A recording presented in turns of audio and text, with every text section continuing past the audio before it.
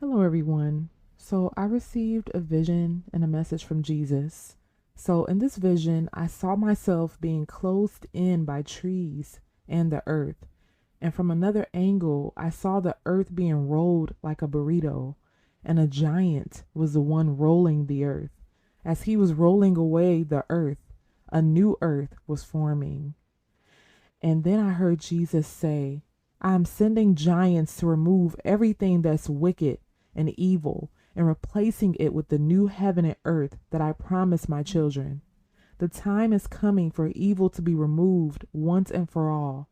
Hold on, my children. Keep hiding yourselves in my heart.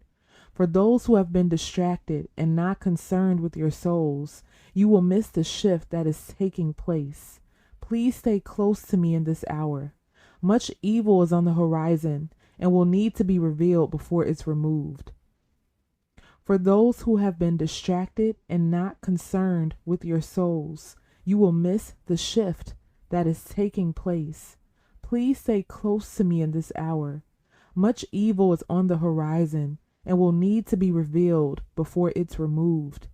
I'm pulling back the covers and exposing the enemy more and more. And the more he's exposed, the harder he fights back. And the earth crumbles in this process. This is a part of my plan. The earth must crumble to nothing to be restored and built anew in the image I planned long ago. Satan does not realize that he is doing my will in this pursuit to totally destroy the earth.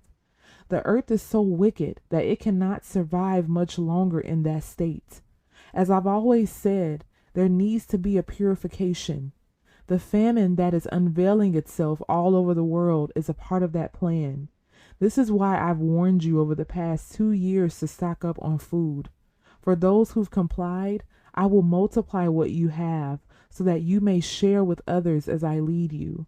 For those who have not taken that command seriously and are still not prepared, your plan to wait until the very last minute will not work out for you. You will suffer immensely and not have a fraction of what you need to survive this famine. In my mercy and through your sincere repentance, I will send help your way, but only under those circumstances. There is so much underway, and I need my children to be prepared and seeking me for strength and strategy. Without this strategy, you will be lost. Your intellect will not be enough, and going at things your own way will leave you in the same place, going in circles. Trust in me, not your own efforts, for your efforts only go so far and will lead you to a place where you won't be able to come up with any bright ideas. Pride comes before the fall, and I won't reward pridefulness. Humility is what moves me the most, and what I will respond to always, no matter where you found yourself. Humble yourselves, pray, seek my face, and I will heal your land. And that was the end of Jesus' message. So here, Jesus is really encouraging us to prepare ourselves. He's showing us of what's to come in the future, and he's removing all of the evil, and he's taken us through a purification. And if we really understand the purification process, it's one that is not fun or feel good process. When you think about something being purified, and I know the Bible talks a lot about, refiner's fire, and God purifying us, so that we can be as pure as gold. When we think of that process, whenever something is going through purification, it goes through a harsh process to finally come out looking beautiful and in a marvelous form. So when we think about going through a purification process, we have to understand that we are going to suffer through that process. So Jesus is really sharing with us about what's to come. And this famine is going to be one great suffering that the whole world will feel. We already see it happening and starting, in some places in the world it's worse than others, but it's going to hit the whole world. The whole world is going to feel it very, very, very harshly.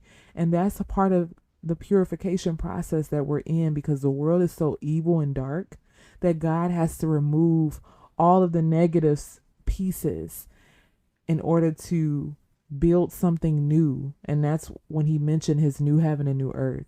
And that's to come later in the future. And that's something to look forward to. That will be a joyous and beautiful occasion to see God create a new heaven and a new earth, and us being a part of that as his children, you know. So he's really just warning us. He's telling us to prepare. I've been saying this, for 2 years, but if you have not stocked up on food, now is the time to do it. I really do not know when everything is gonna rear its head when it comes to this famine, but I do know that God is just continuing to give strong urgings for us to prepare. Prepare. We cannot wait until the last minute and think that we're gonna be able to get everything that we need. It's a reason why God tells his children to prepare for things in advance. And just because you don't see it right away doesn't mean that it was false and that God was saying something that was untrue. That's not what that means at all. He's telling us to prepare for something because he sees the road ahead that we can't see. He's seeing way in front of us. Our jobs is to follow him and obey, because he knows the path. He knows what we're going to come up against. And so he tells us these things because he loves us and he wants us to persevere. He wants us to be able to get through each of these processes and each of these testings that we're in, because the world is under a test. We're all under a test. And the only way that we can pass is by really and truly seeking and following Jesus.